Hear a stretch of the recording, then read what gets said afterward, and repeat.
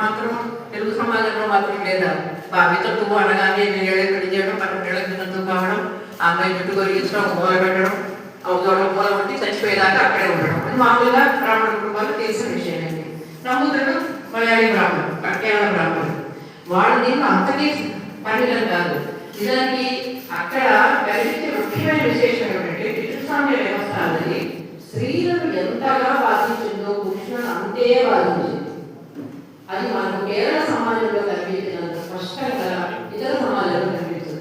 కేరళ సమాజంలో మగవాళ్ళలో పెద్ద కొడుకు మాత్రమే పెళ్లి చేస్తున్నారు ఉంటుంది. తర్వాత కొడుకుని అంటే నేను మా ఇంటి అమ్మాయి ఒక అబ్బాయి నేను పెళ్లికి ఇవ్వాలంటే ఇంట్లో పెద్ద కొడుకే ఇవ్వాలి.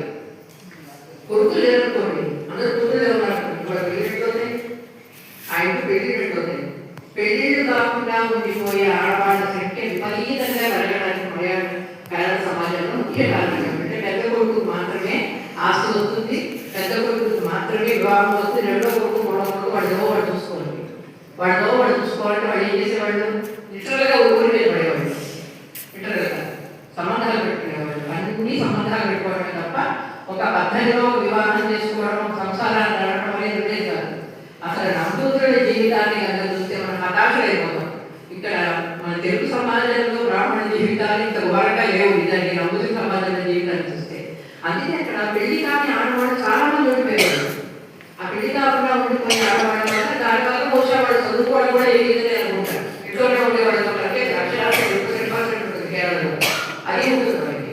మళ్ళీ నాయకులలో వాళ్ళలో ఆడవాళ్ళకి వస్తే నంబూతుడిలో ఈ నాయకులు అంటే బ్రాహ్మణులు కాదు, ఇతర కులాల వాళ్ళు కాబట్టి వాళ్ళకి వస్తుంది. కానీ బ్రాహ్మణ కులాల మాత్రం ఆడవాళ్ళకి ఏమీ కాదు. పైగా ఈ పట్టణంగా చనిపోయాడు, పెళ్లి చేసుకుంది చనిపోయాడు. ఆ అమ్మాయి ఇంటికి బయటికి కాదు, అది మామూలు తెలుగు సమాజంలోనే. ఒకవేళ బయటికి గుడికైనా వెళ్ళాలి అంటే ఆ అమ్మాయి కొవ్వు చుట్టూ కప్పు తల్లి కట్టుకొని కొవ్వు చుట్టూ కప్పుకొని చెప్పులు వేసుకోకూడదు. బయటికి నడుస్తూ ఎలా నడవాలంటే తాటాకు గొడుగు చేసుకోవాలంట. ఆ గొడుగు పట్టుకోవాలి. మన పాదాల కేసు మాత్రమే చూడాలి, కళ ఎత్తకూడదు. ఆ అమ్మాయి కళ ఎత్తితే పంచాయతీ జరుగుతుంది, శిక్ష విధిస్తారు. నడిచినంత సేపు తన పాదాలు తప్ప మరొకటి చూడకూడదు అని నియమం.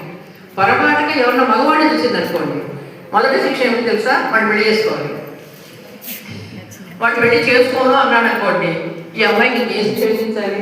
మరణ శిక్షలు ఆత్మహత్యలు మరణశిక్ష ఇది చచ్చిపోతున్నాం తప్ప మరణ శిక్ష కాదు. ఇంట్లో మూలపడేసేవాడు. ఆత్మహత్యలు విపరీతంగా కేరళలో పెరిగిన దశ.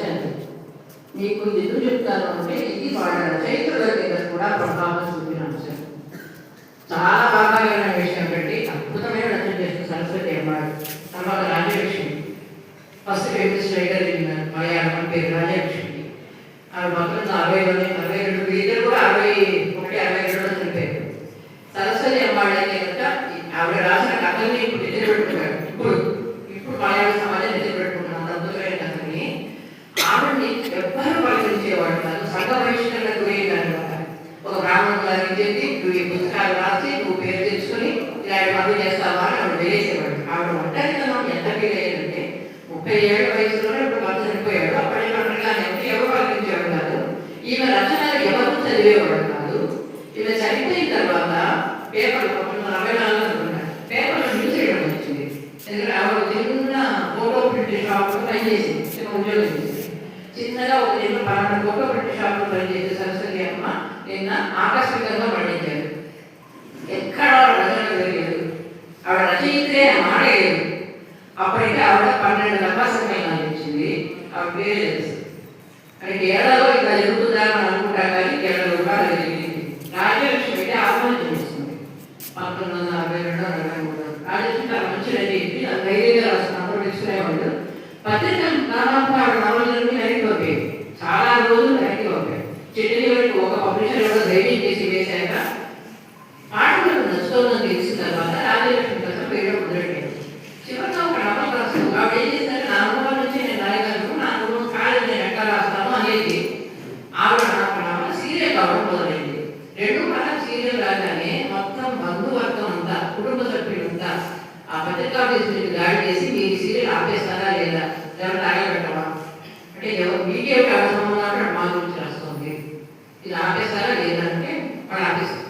అది తెలుసుకుని ఆవిడ చాలా వచ్చేది, నేను ఇలా తప్ప మరోలా రాయలేను, మరోలా రాస్తేనే నన్ను బతకనిస్తారు, అలాంటప్పుడు నేను సమాజంలో ఉండేది, నేను బతుకున్నంతకాలం రాయకుండా ఉండలేను, రాయడానికి ఇలాగే రాయకుండా ఉండలేను, ఇంకో రకంగా రాయలేదు నేను, అలాంటప్పుడు నాకు సమాజం ఎందుకు అని ఆత్మహత్య చేసుకున్నాను.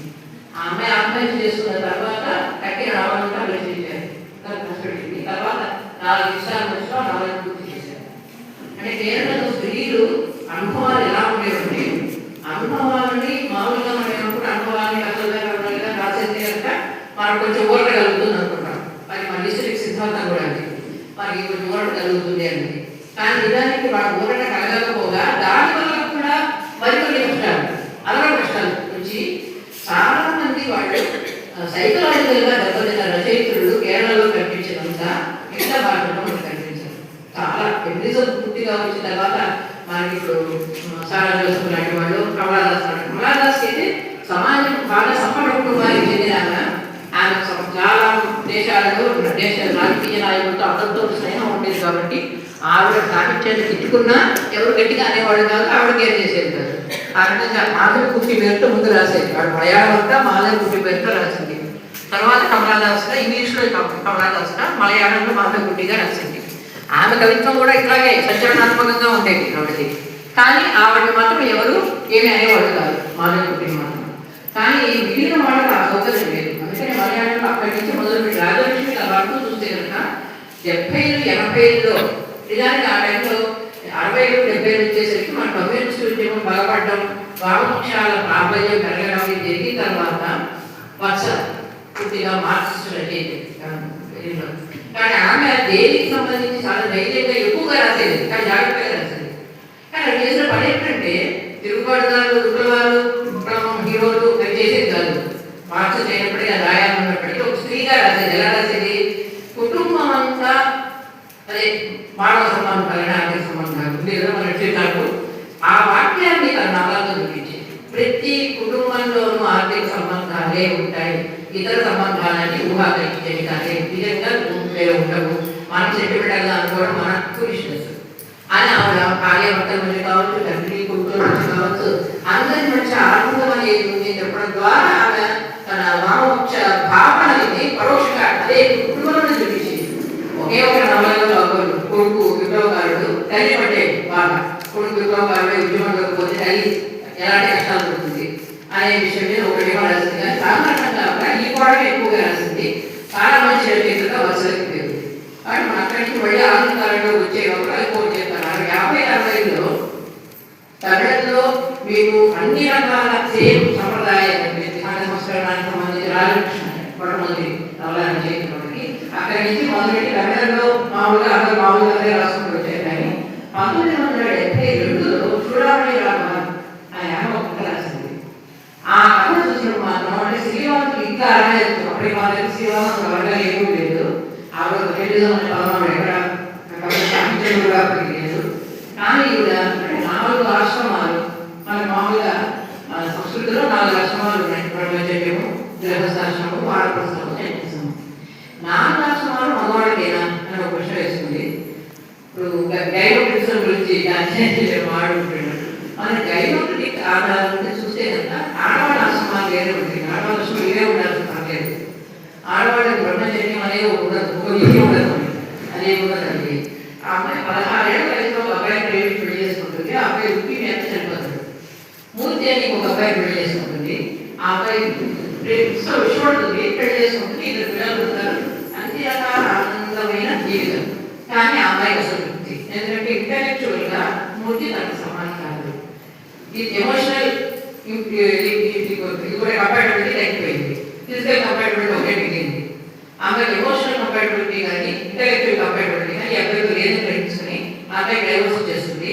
పిల్లలిద్దరు కూడా అబ్బాయి దగ్గర వదిలేస్తుంది. తనకు ఎంతగానో ఇంటలెక్చువల్ గా బలాన్ని ఇచ్చిన తన గురువు గారు ప్రొఫెసర్ అదే పెళ్లి చేసుకుంటుంది. వీళ్ళు చాలా ఆనందంగా ఉంటారు. ఇంకా అమ్మాయికి కలిగిన వాడు దొరికాడు అని అభిప్రాయం అందుకుంటాడు. కొంతకాలం పూర్తి అంటే రెండవ భర్త ఈ మూడవ భర్త దగ్గరికి వస్తాడు. ఎందుకు వచ్చాడు? ఆ రోజు పొద్దున అమ్మాయి పైన బట్టలు ఆడిస్తూ దీంట్లో పడి శిక్షి. అందుకు ఇతను చాలా బాధలో వస్తాడు. ఎందుకంటే అతను ప్రేమించడం మాని భార్య పెళ్లి ఎవరు ఇచ్చేసింది. ఇప్పుడు మూడో పెళ్లి చేసుకుని ఆనందంగా ఉంది. ఆమె ప్రేమ ఆమె నీరే కోరుకున్నాడు కాబట్టి సంతోషంగానే ఉంటాడు. మంచి వాళ్ళు అసలు ఎవరు చెడవతలు లేదు. రెండో భర్త మూడో భర్త దగ్గరికి వచ్చి ప్రొఫెసర్ దగ్గరికి వచ్చి అంటాడు, చాలా బాధగా ఉన్నది, ఇద్దరు అమ్మాయి గురించి మాట్లాడుకుంటుంటే అంటాడు, ఫోన్ ఏంటి మీకు అంత సంతోషంగా ఉంది, తను సంతోషంగా ఉన్న స్థితిలో సరిపోయింది, అందుకు నాకు ఆనందంగా ఉంది అంటే ఏది మాత్రం సంతోషంగా లేదు. అదే అలా అంటున్నాను, మీరు నన్ను వదిలి ఏవో శివం అడిగింది, నేను ఇవ్వాలన్నాను. ఎందుకంటే నాకు ఇవ్వాలనిపిస్తుంది. మీకు అమ్మాయి బాగా అర్థమైంది కదా, ఇంట్లో అడిగింది మిమ్మల్ని ఇంటలెక్చువల్ కంపాటబిలిటీ కూడా ఉందని ఒకరితోనే కదా అంటాడు. అంటే అవును నేను అదే అనుకున్నాను. ఆ అమ్మాయికి ప్రజలు చక్కలేదండి. ఇక నేను ఒంటరిగా వెళ్ళిపోవాల్సిన సమయం వచ్చింది. ప్రస్తావన చూడండి కన్యాసం. అమ్మాయి ఆ స్టేజ్కి వెంటనే నేను వచ్చాను. నాకు పక్కన ఎవరు వద్దు అనుకున్న స్టేజ్కి నేను వచ్చాను. మీరేమో నాకు వదలంటున్నారు, వదలండి. ఏమనుకుంటే నేను వదిలిన పర్లేదు నేనన్నాను. అందుకనే because I did not let her go, she escaped from life. అంటే ఇప్పుడు నాశనం పోయి అంటే అమ్మాయి పొరపాటు పడలేదు లేదు అంటే అమ్మాయి చేస్తుంది అర్థం. అది మనకు కేవలం వాక్య దాకా మనకి లేదు. షీ ఎస్కేప్డ్ ఫ్రమ్ లైఫ్ అని ఊరుకున్నాడు. ఇప్పుడు పూర్తి నిర్ధాంతమే చూసుకుంటాడు. అంటే ఆమె కోరుకున్న దశలో జీవితంలో మొదటి ఫిజికల్గా ఉంటే అమ్మాయి అబ్బాయి పెళ్లి చేస్తుంది, తర్వాత ఎమోషనల్గా కావాలంటే పూర్తి పెళ్లి చేస్తుంది, పిల్లలు ఏంటంటే ఆనందంగా ఉంది, తర్వాత ఇంటలెక్చువల్ కావాలనుకుంది ఇక్కడితో ఉంది. అయితే ఆశ్రమం అనేవాడు ఒకటి రైలు 4వ ఆశ్రమం ఉంటుంది, అప్పుడు 4వ ఆశ్రమం. చివరికి కాదు వీళ్ళు ఎవరక్కర్లేదు కానీ ఎవరక్కర్లేదు అందరినీ వదిలేయడానికి సిద్ధం వయసులో సమాజం కానీ పురుషుడు కానీ భర్త కానీ వ్యవసాయం కానీ ఆ వదలడానికి సిద్ధంగా లేదు. ఇది అందరూ ప్రేమిస్తున్న వాళ్ళే. నాకు అక్కర్లేదు ప్రేమ, ఆ ప్రేమ అక్కర్లేదు అని ఎవరు చెప్తుంటే పరిస్థితి చెప్తే ఎవరు నమ్ముతారు అనే విధంగా అక్కర్లేదు. అది నేను అర్థం చేసుకోలేకపోయాను. నేను తెచ్చిన వదలన్నాను, నేను రాత్రి అడిగి వెళ్ళవలసింది లేదు, నేను వదిలేదు, నాకు చాలా ప్రేమ నేను వదలన్నాను అని చెప్పి మసలు కుదిరింది. అప్పుడు మొదటి ఏం అర్థం చేసుకోలేదండి అంటే అక్కడ చూడండి. 1960లో రాసింది కథ, 72లో పబ్లిష్ అయింది. ఈ కథకు తమిళనాడు గవర్నమెంట్ అన్నిటి నుంచి అత్యుత్తమ అవార్డులు కూడా వచ్చే సంవత్సరం. అంటే అది కొత్త రకంగా చూసారు చూడండి మన జీవితాన్ని. శ్రీకృష్ణ సంబంధాన్ని చాలా కొత్త రకంగా రాసిన మీకు తమిళంలోను తర్వాత కన్నడంలోని నవలలోను ఇదే సమయంలో వచ్చిన కన్నడ నవలను చూసినా కూడా వాటిలో స్త్రీల మానసిక జీవితాన్ని కన్నడ నవలు చిత్రించినట్టు బాగా మలయాళీ నవలు చిత్రించారు. నా ఉద్దేశంలో తెలుగులోనూ తమిళంలో కనిపించారు మానసిక జీవితాన్ని, మన సామాజిక జీవితాన్ని, కౌటుంబిక జీవితాన్ని బ్రహ్మాండంగా వండిన నవలు పుంఖాముఖంగా వచ్చి చాలా మంది రచయితలు ఉన్నారు. కానీ మానసిక జీవితాన్ని మాత్రమే వర్ణించిన రచయితలు మీకు అందరికీ తెలుసు. త్రివేణి చాలా బాగా కన్నడలో త్రివేణి స్త్రీల మానసిక జీవితం ఇదే రాసింది. అన్ని సైకలాజికల్ నవల్స్ ఎవరండి అంటే వీళ్ళందరూ కూడా వాళ్ళ జీవితాల్లోని అనుభవాలని మనం ఎట్లా ఇంటర్ప్రిట్ చేసుకుంటామో దాని మీద ఆధారపడుతుంది. మనం బాహ్యంగా కనిపించే వాటికి ప్రాధాన్యం ఇచ్చి మనల్ని మార్చేవాళ్ళు, మనల్ని లేకపోతే మన మీద చూపించిన వాళ్ళు మనల్ని మెచ్చుకోరా, సమాజంలో ఇది కరెక్టా కదా అని ప్రతిదీ సామాజిక దృష్టితో చూసినప్పుడు రాసే పద్ధతి ఒకటి ఉంటుంది. ఎక్కువగా తెలుగు సాహిత్యం అట్లాగే ఉంటుంది. కానీ వీళ్ళు మాత్రం ఆంతరంగిక జీవితానికి ప్రాధాన్యం ఇచ్చిన రచనలు కన్నడ మలయాళంలో మీకు ఎక్కువ కనిపిస్తాయి. రచయితలు చాలా కన్నడ నవలల్లో ఆంతరంగిక జీవితం ఉంటుంది. వాళ్ళ మానసిక జీవితానికి ఎక్కువ ప్రాధాన్యం ఇచ్చారు. అల్పమాని పొందిన వరకు కూడా మనకు ఈ రకంగా నవలల్లో వాళ్ళు విమర్శ చేసినప్పుడు కూడా ఈ సమయంలో విచిత్రం అంటే 1960లో సరస్వతి అమ్మాయి అనుకుంటా పురుషుల రచనలను విమర్శించడం ఎంత బాగా విమర్శించిందంటే, పురుషుల రచన మామూలుగా ఫ్యామిలీ క్రిటిసిజం అంటాం, సెకండ్ వేవ్ క్రిటిసిజం అలా కాదు, గైరో క్రిటిక్ లాగా విమర్శిస్తుంది. పురుషుడైతే ఇట్లా ఆలోచిస్తాడు, స్త్రీ అయితే ఆలోచనలో ఎక్కువ రకంగా ఆలోచిస్తుంది, ఇంకోటి అవుతుంది అనే రకంగా మొట్టమొదటి 60లోనే పురుషుల సాహిత్యంలోని స్త్రీల రచనలో స్త్రీ రాయడానికి 2 దశాబ్దాల ముందే మలయాళంలో ఒక క్రిటిక్ రాసింది. రాసింది ఆవిడ సరిపోయింది. మానసిక వేదంతో చేసుకోలేదు రాజలక్ష్మిగా, కానీ మనోవేదంతో సరిపోయింది. అది ఇట్లాగా క్రిటిసిజం కూడా తక్కువే. ఆడవాళ్ళు కూడా తెలిసేది అది దొరకలేదు. కానీ మీకు ఎప్పుడైతే మనకు బండాయ ఉద్యమాలు అంటారు కన్నడలో, అన్ని దిగుబడి ఉద్యమాలు కలిపి బండాయ ఉద్యమం అంటారు. అందులో దళితము, శ్రీవాదము, ముస్లిం అన్ని మైనారిటీ అన్ని ఉద్యోగాలు కలిపి అంటారు వాళ్ళు. అవి వచ్చిన తర్వాత నాకు ఈ 3 మాటల్లోనూ దాదాపుగా అందరూ ఒకలాంటికే రాశారు. ముందు రేడింగ్ బాడీ మన శ్రీవాదంలో ఇప్పుడు నేను అనుకోవడం తెలుగు వాళ్ళు రాసినంత గొప్పగా శ్రీవాద కవిత్వం నా నిజానికి మిగతా భాషలో కనిపించడం అది మనకు ఒప్పు తీరాలి. మిగతా భాషలో లేదు. కవిత్వం విషయంలో మాత్రం తెలుగు వాళ్ళు రాశారు. తెలుగు శ్రీవాద కవిత్రుడే బాగా కనిపిస్తారు మనకి. వీళ్ళు ఇంకా రేడింగ్ బాడీలోనే కొంత ఉండిపోయారేమో అనిపిస్తుంది. అంటే ఆ స్టేజ్ దాటాలి కదా ఎప్పుడైనా, అది మొదటి స్టేజ్ అయినా కూడా దాన్ని దాటం ముందుకెళ్ళాలి. తమిళ కవిత్వంలో ఇప్పటికీ పాపం తిరుగుతున్నారు. ఇప్పటికీ కుట్టిరేవని, సుకీర్తిరాణి ఇద్దరు కూడా చాలా బాగా రాస్తారు ఫెమినిస్ట్ కవిత్వం. మొన్ననే వాళ్ళు చెన్నై ముఖ్యంలో కలిశారు. ఇప్పటికీ వాళ్ళని విపరీతంగా మెచ్చుకునేవాళ్ళు, వాళ్ళని తిట్టుకునేవాళ్ళు ఇప్పటికీ ఉన్నారు. వాళ్ళిద్దరు రోజు ఉంటారు ఇప్పటికీ వాళ్ళు పట్టించుకోవాలి. కానీ ఇప్పటికీ వాళ్ళు రేడింగ్ బాడీలోనే ఆగిపోయారేమో నాకు అనిపించింది. వాళ్ళు సుకీర్తిరాణి కనీసం తను దళిత యువతిగా రాసే కవిత్వం ఇంకా కొంచెం ప్రధానంగా ఉంటుంది. కానీ రేడింగ్ బాడీ అనే టాపిక్ మాత్రం వాళ్ళు ఎక్కువగా వదలరు. దాన్ని కొంచెం వదిలి ముందుకెళ్ళచ్చు. కథానాలలో మనం కూడా ఖచ్చితంగా రావుతో, కానీ కవిత్వంలో మాత్రం మనమే వదులుతాం. మన వాళ్ళ దగ్గర కవిత్వం చాలా రకాలుగా ఉంటుంది. ఎక్కువ మంది కూడా ఉంటారు కవిత్రులు, మాకు ఎక్కువ కూడా ఉంటారు. చెప్పి కవించారు కాబట్టి ఇక్కడ ఆపేసి ఒకే ఒక విషయం చెప్తాను. ఇది ప్రసారం వస్తుంది కాబట్టి హిందీ సాహిత్యం మన ఇలా ద్రావిడ భాషలన్నిటి గురించి చెప్పారు. వాటిని అది ఎప్పుడు చేయాలి తెలుసు. వాడి చరిత్ర రావడం చరిత్ర ఉంది. ద్రావిడ భాషలో గొప్ప చరిత్ర ఉంది. హిందీ దగ్గరికి వచ్చి హిందీ భాషగా ఏం చేయాలి, అది ఎప్పుడైతే భాష మీకు 19వ శతాబ్దం వచ్చే వరకు అది ఒక భాషగా లేదు. అది బ్రజ భాషగా ఉండేది, లేకపోతే మైథిలిగా ఉండేది. కానీ అది దక్కని బ్రజ్ మైథిలి ఇవన్నీ కలిపితే చెట్టేటువంటి కొత్త శతాబ్దం. ఈ రోజు మనం రాసే దేవనాథ రీతిలో హిందీ వస్తుంది మీకు. నిజానికి హిందీ భాషగా కొన్ని చాలా రీసెంట్ ఇటీవల పుట్టిన భాష. కాబట్టి హిందీ గురించి మనం అంత చింతించి భయపడిపోవాల్సిన అవసరం లేదని నా అభిప్రాయం. వాళ్ళు ఎంత ఉదాహరణ ప్రయత్నించినా మన చరిత్రను వాళ్ళు ఏమీ చేయలేదు. మన ప్రాధాన్యాన్ని వాళ్ళు ఏమీ తగ్గించలేదు. మన ప్రాభావాన్ని వాళ్ళు అడ్డుకోలేదు. అది నేను ఖచ్చితంగా అనుకోగలను.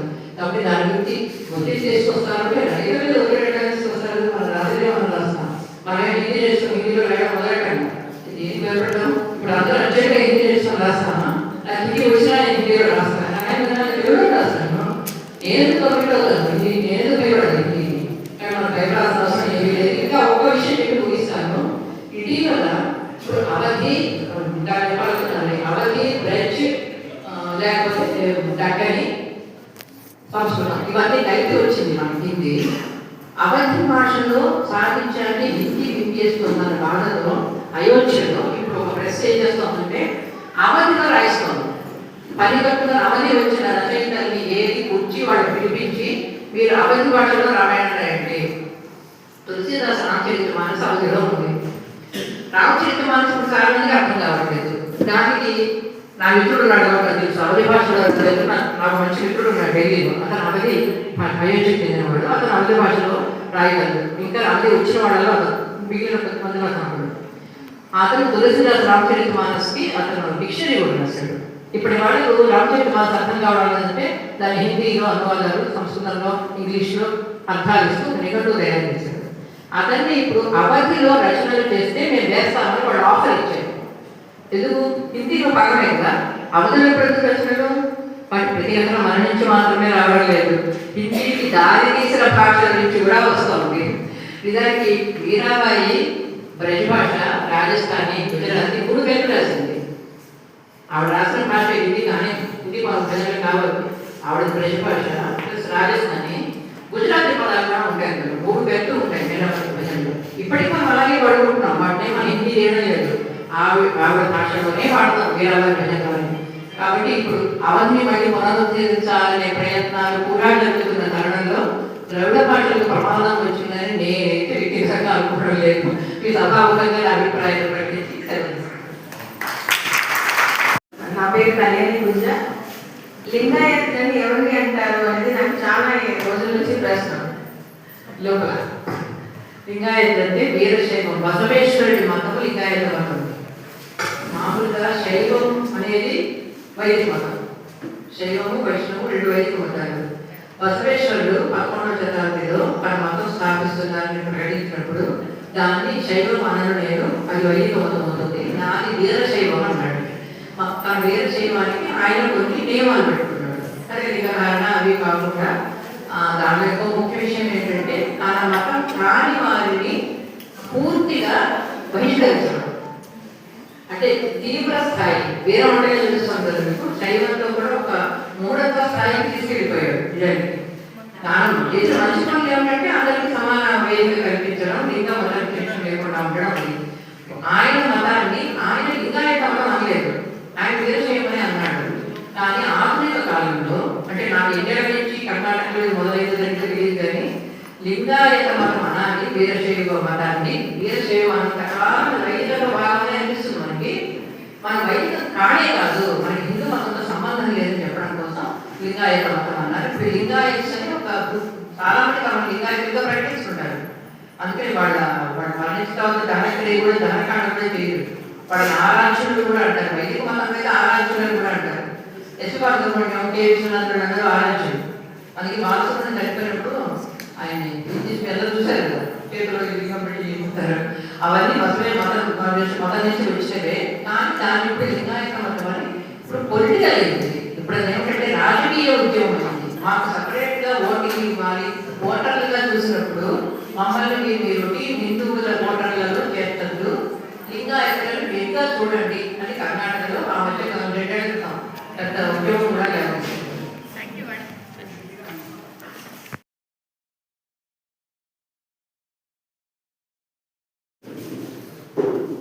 వీరశైవం అని బసవేశ్వరుడు చెప్పడంలోనే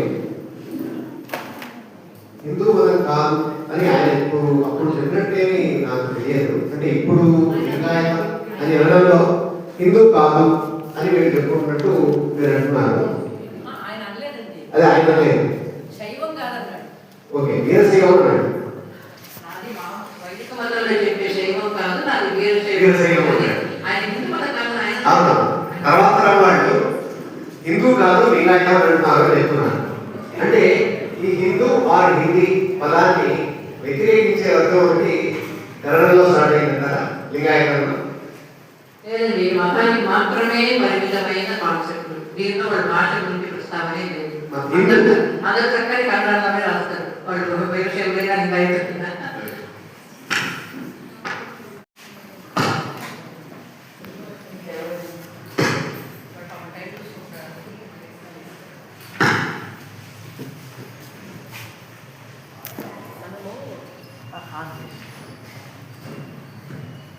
అంటే 4 దక్షిణ భారతదేశ రాష్ట్రాల్లో మనం ఒక లింక్ లాంగ్వేజ్ లాగా ఇంగ్లీష్నే అనుకుంటాం. చాలా మందికి అంటే బార్డర్లలో ఉండే వాళ్ళకి తప్ప ఈ 2 భాషలు చాలా మందికి రావు. సో మనము అనువాదాలు కూడా ఈ భాషల్లోంచి ఆంగ్లంలోకి వెళ్ళి ఆ తర్వాత మనకి వస్తేనే మనం దాన్ని తెలుసుకోగలుగుతున్నాం. ఇప్పుడు మన టాపికే ద్రావిడ సమాజాల సాహిత్యాల పట్ల ఎక్కువ సంపర్కం జరగడం అనేది కాబట్టి మనకి ఎక్కువ మనము ఈ 2 భాషల్లోకి అంటే ఒక తమిళంలోంచి అంటే మధ్యలో లింక్ లాగా ఇంగ్లీష్ లేకుండా జరగగలిగితే వాటిని ఇంకా ఎక్కువ ఇదిగా అర్థం చేసుకోగలుగుతాము. అంటే వాటి ప్యూరిటీ అనేది ఆంగ్లంలోకి వెళ్ళి తగ్గిపోకుండా అలా జరిగే ప్రయత్నం అంటే సాహిత్య అకాడమీ తరఫున ఏమన్నా అట్లా చేస్తున్నారా అలాంటి ఆలోచన చేస్తున్నారంటే మీరు చెప్పింది చాలా నిజం బాగుంది. ఎందుకంటే ఎప్పుడైనా కొంచెం పలసపడిపోతుంది సెకండ్ ట్రాన్సాక్షన్ వచ్చేసరికి. కాబట్టి ఇప్పుడు మనుషులు ఉండాలి కదా మనకు వచ్చిన వాళ్ళు. ఇటీవలి కాలంలో మనకు వాళ్ళు పెరిగినందుకు నాకు చాలా ఆనందంగా ఉంది. వాళ్ళ సంఖ్య చాలా పెరిగింది. ఒక భాష నుంచి తమిళంలో చేయడానికి కూడా చాలా మంది ఉన్నారు. నేరుగా తెలుగు నుంచి తమిళంలోకి, అలాగే కన్నడ నుంచి తెలుగులోకి ఇప్పుడు పెరుగుతున్నారు. కానీ ఇప్పటికీ మనకు మలయాళం విషయంలో ఆ కొరత అట్లాగే ఉంటుంది, అస్సలు లేదు. మీకు ఎవరికైనా ఎవరికి తెలిసే చెప్పండి. ఎంతకి ఎలా స్వామి నెలవల భాస్కర్ ఎలా స్వామి తప్ప ఇంకొక మనిషి లేడు మలయాళం తెలుగు మలయాళం. సాహిత్య అకాడమీకి కూడా ఇంగ్లీష్ హిందీ చేయించడం ఇష్టం లేదు. వాళ్ళు ఎన్నోసార్లు ముందు మీరు నేరుగా చేసేవాళ్ళని వెళ్ళండి వదులుకుంటుంటారు. దొరకకపోతే ఇంకా తప్పదు, ఇంగ్లీష్ మీద మనం ఆధారపడి తప్పదు. కానీ మీరు అందరూ చేసిన చాలా అనువాదాలు బాగున్నట్టు, వయా ఇంగ్లీష్ అనువాదాలు బాగున్నట్టు. కాబట్టి మనం దాన్ని ఏం చేయాలి అంటే కూర్చోబెట్టి నేర్పలేము కదా, నువ్వు నా తెలుగు నేర్చుకుంటూ మనం నేర్చుకోవాలి. అది ఎక్కువ సాల్వ్ చేయాలి బాగున్నాయి. అంటే స్కూళ్ళల్లో రెండో భాషగా మనము ఇంగ్లీష్ హిందీలో బదులు ఇంకో ద్రవిడ భాషనే పెడితే కూడా ఎక్కువ అది మంచి